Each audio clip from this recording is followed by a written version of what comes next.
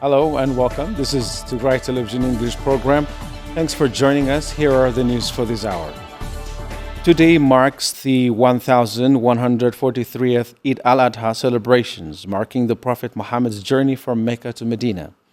Like Muslims across the world, Muslims in Maghala held a ceremony at the heart of the city, marking the holiday, and we spoke to some of these residents that tell us about the severe impact of the siege, including how it's affected their religious practice. For more, Sarah Kalali.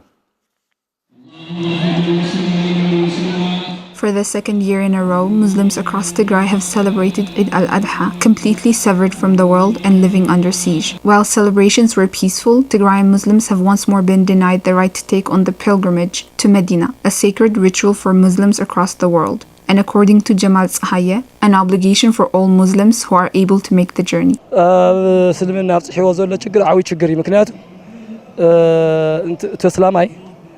The siege has been difficult for Muslims, especially because we are obliged to go to Hajj. We haven't been able to over the past 2 years due to the ongoing siege. Even if we set aside going to Hajj, we have nothing to eat because banks are closed, as well as all telecommunication services. Everything is closed. It is difficult to think about Hajj while living under such conditions. Saeed Hussein says he feels abandoned by the world that seems to have all but forgotten the plight of Tigrayans living under siege.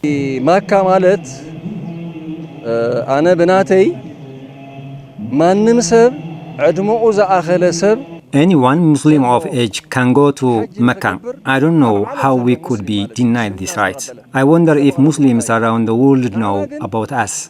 I wonder whether the world knows what is happening here and what kind of conditions we are living under. Tigrayans accept the sheltered Muslims persecuted in Mecca. Historically, Tigray is known for being a safe haven for Muslims when Prophet Muhammad and his followers were being persecuted and forced to leave Mecca. But Saeed feels this important fact in Muslim history might have been forgotten.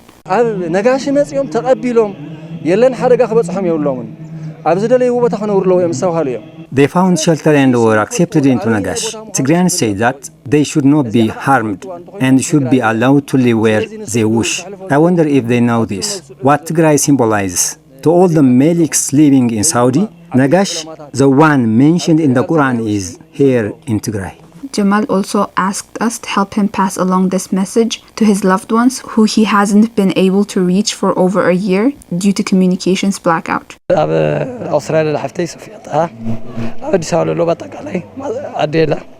have a sister in Australia and other family members in Addis Ababa, including my mother and siblings. I want to wish them a good Eid al-Mubarak. For more than a year now, Tigrayans have been severed from the world, unable to access their savings, with no access to telecommunication services or medical supplies. But what remains still today, it appears, is their hope that the world will act to alleviate this catastrophic humanitarian situation.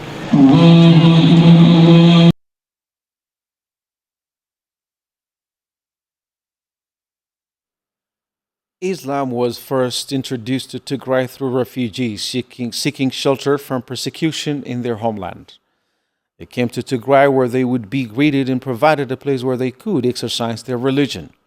There, the refugees would build the first mosque in Africa and one of the oldest in the world, forever cementing Tigray's place in Islamic history. For more, Saron Tsagai has the details.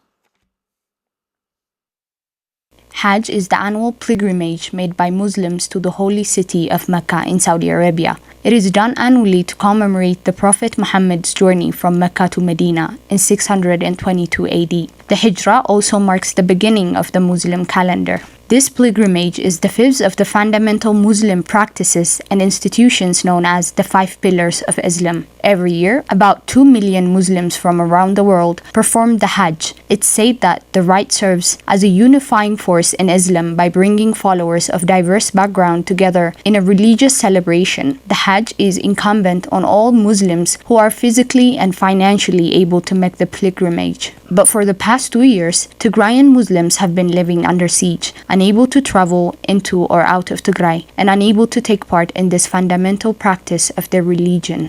ዓሚ ኣብ ጦርነት ግዜ ስለ ነበርና Last year we couldn't go on Hijra because we were in an active war zone. The quota for Ethiopians was also limited, but this year Saudi Arabia announced that Muslims from all over the world are allowed to come to Hajj, but unfortunately Muslims of Tigray have not been able to take part. Islam was introduced into Tigray in the 7th century AD when the first followers of the Prophet Muhammad, after being prosecuted and oppressed in their own land by Quraysh tribes of Mecca for their religious beliefs, Prophet Muhammad searched for a safe place and compassionate person who could grant a safe hideout and protection for his followers. He chose the Aksumite kingdom and ordered his followers, including his wife and son, to take refuge with the Christian king in the land of Habasha. This would be the first Muslim settlers. They would be warmly greeted and provided with a place to practice their religion. They would build a mosque, the first mosque in Africa and one of the oldest in the world, in eastern Tigray, in a town today known as Najash. When the Prophet Muhammad was chased by the Quraysh people in his country, the first country that he sent his disciples to was to the Nagash in Tigray. And the king at the time, called Nugus Armaha, open-handedly received the Muslims. He said, "You will not be prosecuted, even if you practice your religion." Therefore, Tigray became also the home of the Muslims. Tragically, within the first 2 months of the war on Tigray, the historic mosque was struck by heavy artillery and later looted by Ethiopian and Eritrean troops, shattering long-held norms protecting religious sites in times of war.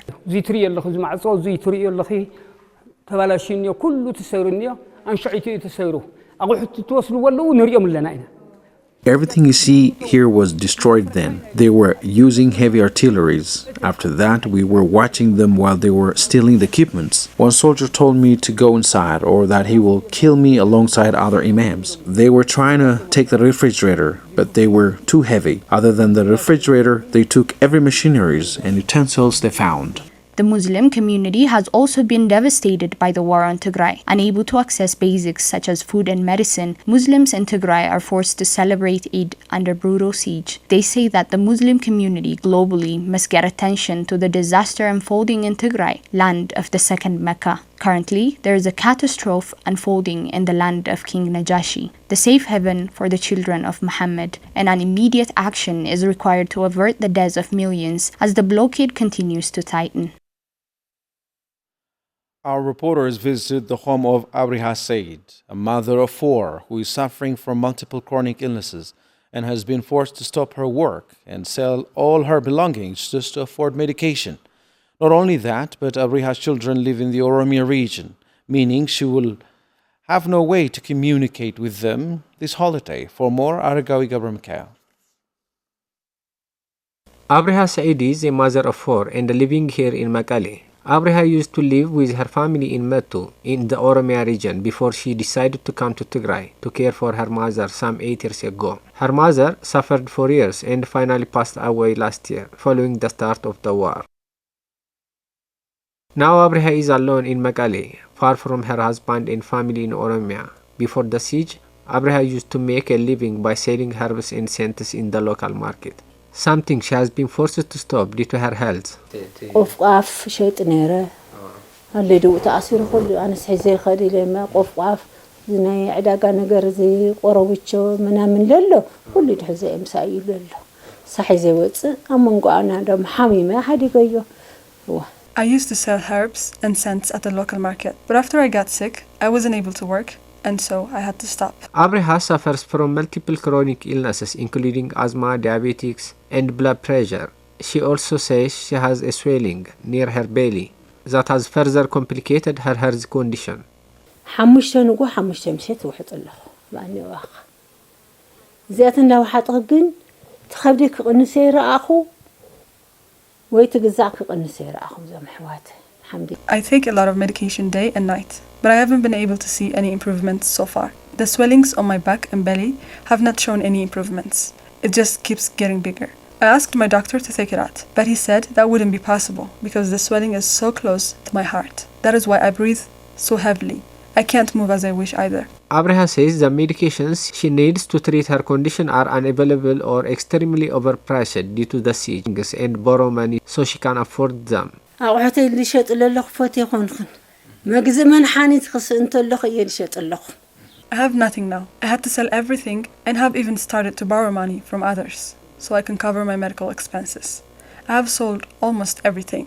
Abriha, with no money to cover even her medical expenses, says she will not able to celebrate Eid al-Adha this year. Not only that, because the siege, she will not even able to hear from her children and husband this holiday. أتصيبكم هم زاجركم والكل لبركم تتوصل ما مسانتمي بالله. تحرها لك. ألقى خاتنصف.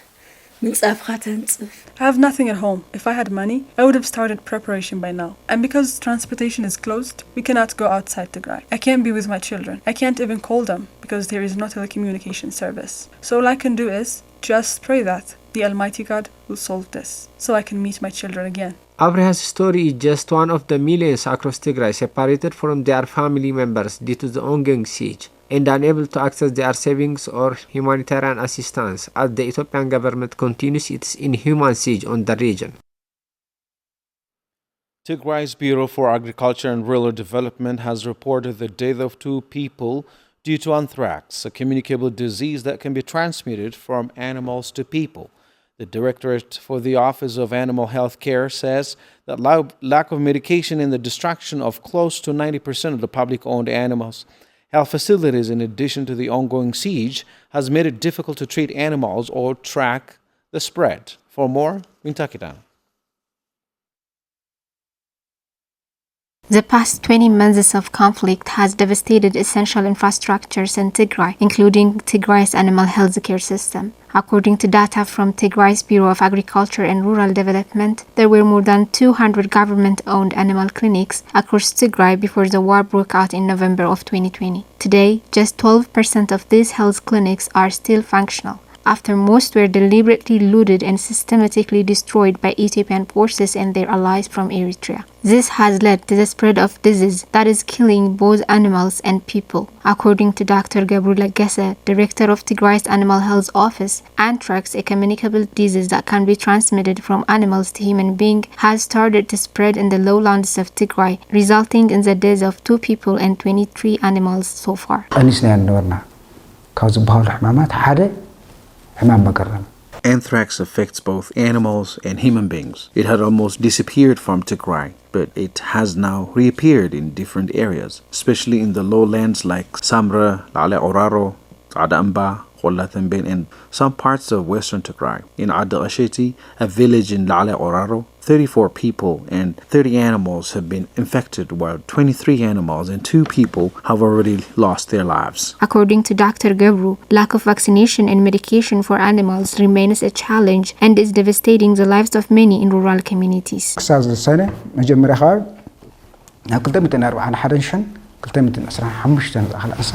In early June of this year, more than 241,225 animals had some form of illness. Of these, 38,857 are already dead.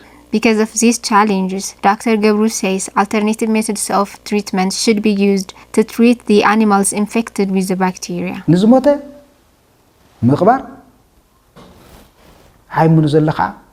The sick ones should be treated using traditional ways, but the dead ones should be buried deep, like 3 meters below the ground. An animal that is affected with anthrax should not be eaten. The deliberate destruction of health facilities coupled with the siege have had a devastating impact on the livelihoods of the Tigrayans, a situation that is yet to show any improvement more than 3 months into a humanitarian truce declared by the Ethiopian government itself.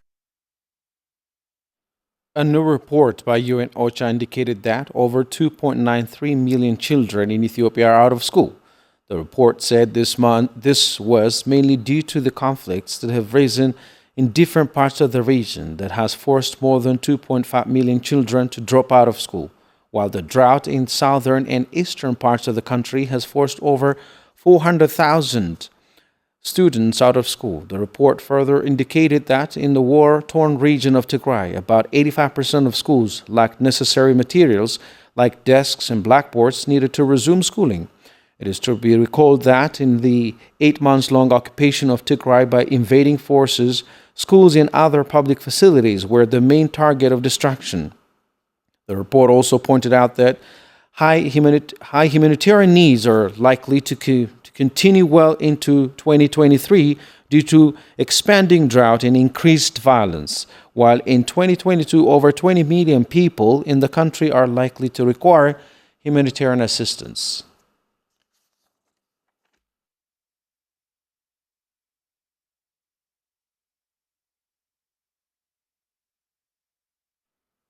Tigray Pharmacy Association issued a statement on Friday stating concerns regarding the continued obstruction of medical supplies coming to Tigray, making almost all forms of medical supplies unavailable to patients in dire need. The association said supplies that have so far reached the region are too insignificant as to have any real impact in terms of addressing the medical emergency on the ground, especially in the light of the destruction of 80% of health facilities in the region. For more, Abel Zagavo. On Friday, Tigray Pharmacy Associations issued a statement regarding the continued obstruction of medical equipments coming into Tigray by Ethiopian authorities, calling the act as a clear violation of international norms and standards. The association recalled the provision of medical facilities in Tigray had reached over 80% before the war broke out and has now declined to nearly zero as a result of the deliberate destruction of Tigray health system by Ethiopian forces and their allies from Eritrea. The statement thanked international organizations, although little, for providing medical equipment to the people of Tigray, but emphasized that very little could be expected to change as much of Tigray's health system remains broken due to systematic destruction of 80% of Tigray's health system. The association emphasized on the need to lift the siege on Tigray and allow unfettered humanitarian access to alleviate the health crisis in the region. It also noted that essential services such as banking and telecommunication should be immediately restored, criticizing on the international community's failure to give attention to crisis in Tigray as it did to Ukraine. The association called on international organizations to serve the humankind equally regardless of race, religion, or ethnic background. It's been 2 years since the outbreak of the coronavirus, and over the time the world has been able to develop vaccines to effectively curb the spread of the virus. But here in Tigray, the blockade on the region has meant that vaccines have not been able to reach Tigrayans, putting the lives of many in danger. The Bureau of Health announced that the region's capital has positivity rate of 30%, with 2 to 3% of those patients dying due to the virus. Yesterday, the World Health Organization and UNICEF announced that a batch of COVID vaccines have reached Tigray. For more, Solomit Akhla reports. The novel coronavirus, first identified in 2019, has since taken the lives of millions of people across the world, crushing economies and testing the health system of some of the strongest nations in the world. Tigray's response to the pandemic was once initially ideal, but after the start of the war on the region, there has been virtually no resources allocated to preventing the spread of the virus and treating those who have been infected. The world has developed multiple vaccines to fight the pandemic and has undertaken multiple rounds of vaccinations. But in Tigray, where the Ethiopian government has maintained a blockade on all items and services, Tigrayans have been denied access to vaccination. Now, almost a year and a half since the world started to distribute vaccination, the first batch of coronavirus vaccination has arrived. The World Health Organization and UNICEF have managed to deliver vaccines against COVID-19 into Tigray. Michael Mwanda, Operations Manager for the World Health Organization in Tigray, says that after more than a year of the blockade, it had been a relief that vaccines have been able to reach the region. COVID-19 vaccination has substantially altered the course of this pandemic. This we know. It has saved millions of lives globally. However, there is inadequate access. In some countries, in some regions, particularly the region of Tigray. And this has limited the impact of the vaccine to save lives. Recently, there is a publication by The Lancet that has documented that since the start of COVID-19 vaccination in December 2020, it is estimated that 20 million lives have been saved by the vaccine. So we're glad that Tigray, after 11 months, or let me even say 12 months of no vaccination, there is a vaccine available. According to Head of Bureau of Health, Dr. Hagos Godefai, 5 of the 6 COVID-19 testing centers across the state have been destroyed, as a result of which testing has become almost impossible. Dr. Hagos says that Tigray currently has a positivity rate of 30%, of which 2 to 3% lose their lives. The vaccines that have reached us are only 48% of what should have been delivered. 30% of suspected cases are testing positive. Out of this, 2 to 3% are dying. This is in Magala alone. We don't know how many people could be dying in rural areas and in areas where we do not run tests. COVID-19 has become a big threat for us, especially to those with chronic illnesses and the elderly. The deliberate destruction to Tigray's health system by Ethiopian forces and their allies from Eritrea has left virtually all Tigrayans with no access to healthcare, endangering the lives and well-being of many. And that's it news for now. Thanks for watching.